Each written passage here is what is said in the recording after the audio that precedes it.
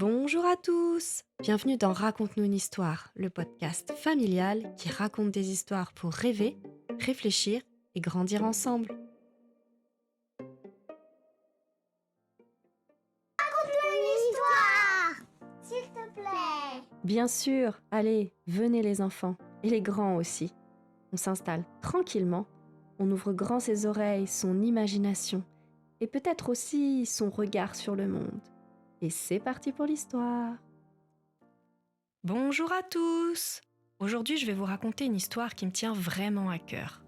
Parce que c'est une histoire que je raconte à mes enfants depuis longtemps. Depuis tout petit. Une histoire qu'on a racontée et racontée encore, jusqu'à la connaître par cœur. Et pourtant, chaque fois, on a un petit peu peur au même moment. Cette histoire est un conte afro-américain qui s'appelle The Gunny Wolf. C'est un conte du domaine public, c'est-à-dire un conte qui appartient à tout le monde. À vous, à moi, à vos parents, à vos grands-parents. On peut le raconter, le chanter, le transformer, le faire vivre. Et c'est exactement ce que j'ai fait. Je vous en ai préparé ma version, avec ma chanson à moi, mes mots et beaucoup d'amour. Alors, est-ce que vous êtes prêts ? Attention, la petite fille et le loup commence. Il était une fois une petite fille qui vivait avec sa maman dans une jolie maison à la lisière de la forêt. Depuis leur portail rouge, on pouvait presque toucher les arbres. Chaque matin, maman lui disait la même chose en la regardant bien dans les yeux. « Petite fille, ma chouchoune, ma lumière, tu peux jouer dans le jardin, tu peux grimper sur la barrière, tu peux chanter tant que tu veux, mais tu ne vas pas toute seule dans la forêt. Le grand loup y habite, et le grand loup, il n'aime pas les petites filles qui se promènent seules. » Et la petite fille répondait toujours très sérieusement. Oui, maman, je n'irai jamais dans la forêt toute seule. Et elle le pensait vraiment. Vraiment. Enfin, presque vraiment. Un beau matin, maman prit son panier et son chapeau et lui dit « J'ai une course au village, je reviens bientôt. Tu m'attends sagement, petite fille. » Petite fille promit et maman s'éloigna sur le chemin de pierre. Petite fille s'assit sur la barrière, elle se balança, elle regarda le ciel, elle compta les nuages. Elle chanta un peu, comme ça, pour rien. Soli, sola, candé, canda. Soli, sola, candé, canda. Tout à coup, au pied de la porte, elle vit quelque chose. Une fleur jaune, brillante, comme de l'or. Elle sauta de la barrière et la cueillit. Un peu plus loin, ah, une fleur bleue. Et là-bas, oh, une fleur rose, et une autre, et encore une autre. De fleur en fleur, à petits bonds, tout en chantonnant sa chanson, petite fille entra dans la forêt. La forêt était grande, les arbres étaient hauts, vraiment hauts. La lumière glissait entre les feuilles en petits points ronds dorés. Petite fille ramassa encore une fleur mauve et une fleur blanche. Elle chantait, les bras pleins de couleurs. Soudain, elle s'arrêta. Elle avait entendu un bruit. Entre deux grands chênes noirs, deux yeux brillaient dans l'ombre. Deux yeux couleur de nuit. C'était le grand loup. Il était énormément grand. Il avait des oreilles pointues comme des feuilles d'automne, une voix qui grondait comme le tonnerre loin dans les collines. Il renifla l'air autour de petite fille.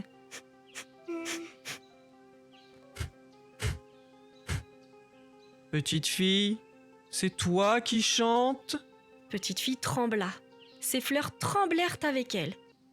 Mais elle dit tout doucement « Oui, c'est moi. Alors chante encore ta chanson, si belle et si bonne. » Petite fille prit une grande inspiration, puis elle se mit à chanter. Soli, sola, candi, canda. Le grand loup pencha la tête à droite, pencha la tête à gauche, il bâilla Oh! et bam, il s'endormit.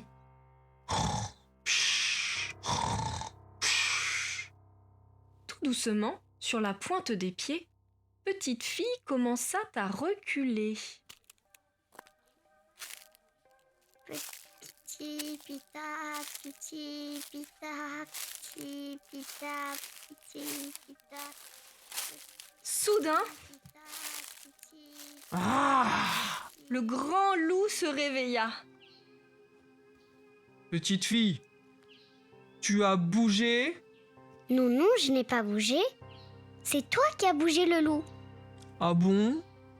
Alors chante encore ta chanson, si belle et si bonne. Petite fille chanta de nouveau. Soli, sola, candé, canda.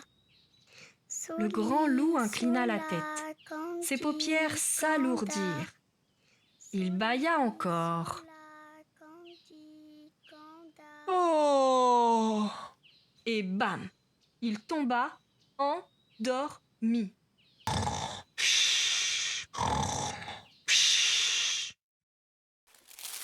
Cette fois, Petite fille recula plus vite, plus décidée. Petit pita, petit pita, petit pita, petit pita, petit pita, petit pita, petit pita. Elle aperçut enfin un filet de lumière au bout du chemin, quand soudain, le grand loup se réveilla d'un bond et il se lança à sa poursuite. Rabadam, rabadam, rabadam, rabadam. Ah, petite fille, tu as bougé! Non, non, le loup, c'est toi qui as bougé. Ah bon? Alors chante encore ta chanson si belle et si bonne. Petite fille chanta une troisième fois. Et cette fois, elle chanta fort. Soli, sola, candé, canda. Soli, sola, candé, canda. Le grand loup chancela. Ses grands yeux se fermèrent et sa tête tomba sur sa patte. Vous l'aurez deviné, il s'est encore endormi. Oh! Et bam, il s'écrasa dans les feuilles.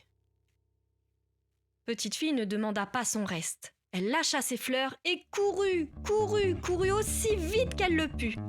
Petit pas, petit pas, petit pas, petit pas, petit pas, petit pas, petit pas, petit pas, petit pas. Mais le grand loup se réveilla et il galopa derrière elle. Rabadam, rabadam, rabadam, rabadam. Rabadam, rabadam, rabadam, rabadam. Et il se rapprochait. Petite fille sentit son souffle chaud dans son dos. Elle vit le portail rouge. Petit pas, petit pas, petit pas, petit pas, petit pas, petit pas, petit pas, petit pas, petit pas, petit pas, petit pas, petit pas. Elle bondit dans le jardin. Elle attrapa la porte et de toutes ses forces, boum! Écrasé, assommé, fracassé le grand loup. Cette fois, pas besoin de lui chanter une berceuse. Quand maman revint du village, elle trouva Petite fille assise sur la barrière, les mains vides de fleurs, mais les yeux bien remplis. « Tu as été sage ?» demanda sa maman. Petite fille réfléchit un petit moment, puis lui répondit. J'ai été curieuse et à la fois courageuse. Maman la prit dans ses bras et se mit à chanter à son oreille, doucement, cette vieille chanson qu'elle tenait de sa propre maman. Soli, sola, candé, canla. Soli, sola, candé, canla. Soli, sola, candé, canla.